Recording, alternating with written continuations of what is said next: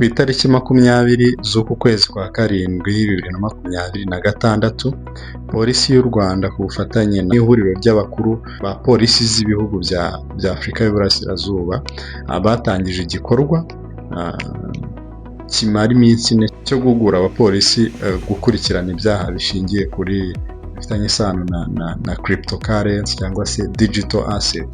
Iki kintu nakibonyemo ikintu gikomeye ndetse kiri positive, kubera ko uko ikoranabuhanga rya digital asset rizamuka, iyo ubona inzego runaka aba regulators bagerageza gushyiraho umurongo w'uburyo cryptocurrency cyangwa se digital asset zakoreshwa ariko mu buryo bwubahiriza amabwiriza n'amategeko, biba bigaragaza ko mu by'ukuri digital asset cyangwa se cryptocurrency zinjiye mu murongo w'ubuzima bwacu byararangiye, kubera ko ubu inzego ntabwo ikizishishikaje ari ukuvuga ngo ni gute twahagarika digital asset, ahubwo ubu ikishishikaje inzego ni ukuvuga ngo ni gute twatuma noneho digital asset zikoreshwa mu buryo bufitiye abantu akamaro, zigakoreshwa ariko mu buryo budahutaje abantu, hatarimo uburiganya n'ibindi bintu byinshi cyane. Murabizi ko ntitubishyire muri digital asset cyane gusa,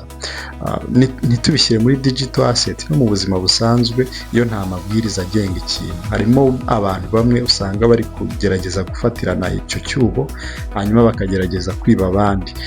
Rero no muri digital asset birakwiye cyane ko mu gihe digital asset industry ya digital asset iri kugenda izamuka, inzego nazo zigenda zitekereza uburyo zashyiraho amabwiriza, zakurikirana ibibazo mu gihe wenda abaturage cyangwa abantu bagira ibibazo muri cryptocurrency, ese byakemurwa gute? Ibintu nk'ibyo ni ikigaragaza ko digital asset nayo yamaze kujya mu murongo n'ubundi w'ibindi bikorwa, ku buryo tugomba kwiga uburyo bwo kubana nazo.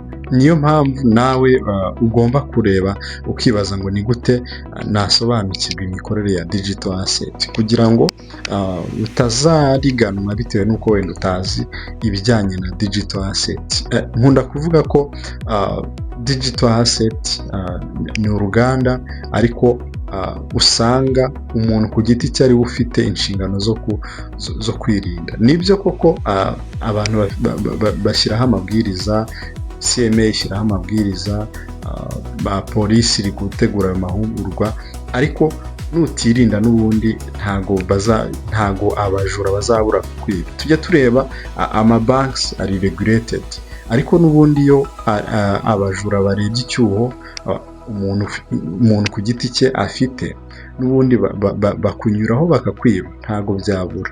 Rero mu gihe aba regulators bashyiraho amategeko agenga digital asset cryptocurrency, ni ngombwa ngo nawe ku giti cyawe wige ni gute nakwirinda ku giti cyawe, kubera ko niba wowe utirinze n'ubundi amabwiriza n'ubundi ntago azahagarika ko wakwibwa. Ikintu cyonyine kizahagarika ko wibwa ni uko usobanukirwa ibintu, ukamenya uburyo bikorwa, ukamenya imitwe itekerwamo, ukasobanukirwa ibintu byinshi cyane, hanyuma ukamenya ibya nyabyo n'ibitari ibya nyabyo, kubera ko mu isi y'ikoranabuhanga niho hantu byoroshye kuba umuntu yakoreya projet kandi ari anonymous cyangwa se atagaragara. Urugero, umuntu akaba ari mu Bushinwa agakoreya projet akitwa umunyarwanda, ntafite physical location ngo urahamusanga.